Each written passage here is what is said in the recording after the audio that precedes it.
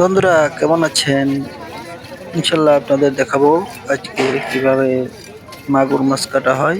এটা হচ্ছে মাগুর মাছ, অনেক শক্তিশালী মাছ, যে মাছ আসলে সহজে মারা যায় না। সেই মাছটি কিভাবে কাটা হচ্ছে সেটা দেখতে পাবেন। আছে বড় ধরনের যে চাপাতি, এই চাপাতি দিয়েই আসলে মাগুর মাছ কাটা হবে। মাগুর মাছটা সঠিকভাবে পাতানো হচ্ছে, ধরা হচ্ছে, এবং ধরার পরে কিভাবে কাটা হয় ধৈর্য ধরে দেখতে থাকুন। এটা হচ্ছে দেশি মাগুর, আমাদের যে মাগুর ফার্ম ফিশ, অর্থাৎ ঘেরে হয়ে থাকে এই মাগুর মাছগুলো। মাগুর মাছগুলো প্রচুর পরিমাণ খাদ্য খায়। দেখতে পাচ্ছেন এখন মাগুর মাছটা আসলে জবাই করা হবে। জবাই করে ছাড়া মাগুর মাছ আসলে কোটা বা মারা খুবই কষ্টের কাজ। দেখতে পেলেন এক কোপে ওকে জবাই করা হলো, ওর কষ্টটা কম হলো। এখন যে মাথাটাও পরিষ্কার করা হচ্ছে। দুই ভাগ করা হলো মাগুর মাছের, একটা আছে বডি সাইড, একটা আছে হেড সাইড, মাথা সাইড। এবং মাগুর মাছে ডিম হয়েছে, দেখতে পাচ্ছেন মাগুর মাছের ভিতর, মাগুর মাছের ডিম হয়েছে, ডিমও থাকতেছে।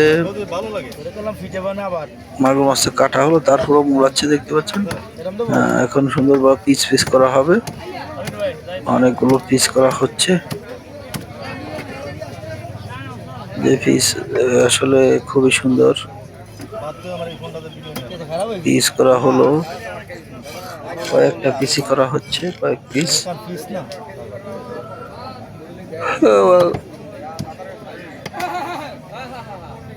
2 4 6 8 10 10 10 পিস করা হলো। এখান থেকেও আরো পিস করা হতে পারে, আস্তে আস্তে দেখতে থাকুন। একবারে কিভাবে পরিষ্কার এবং কিভাবে কাটা হয় সেটি দেখতে পেলেন। এখন হচ্ছে সুন্দরভাবে পিসগুলো টুকরো টুকরো করা হয়েছে। এখন এগুলো পরিষ্কার করে রাখা হচ্ছে।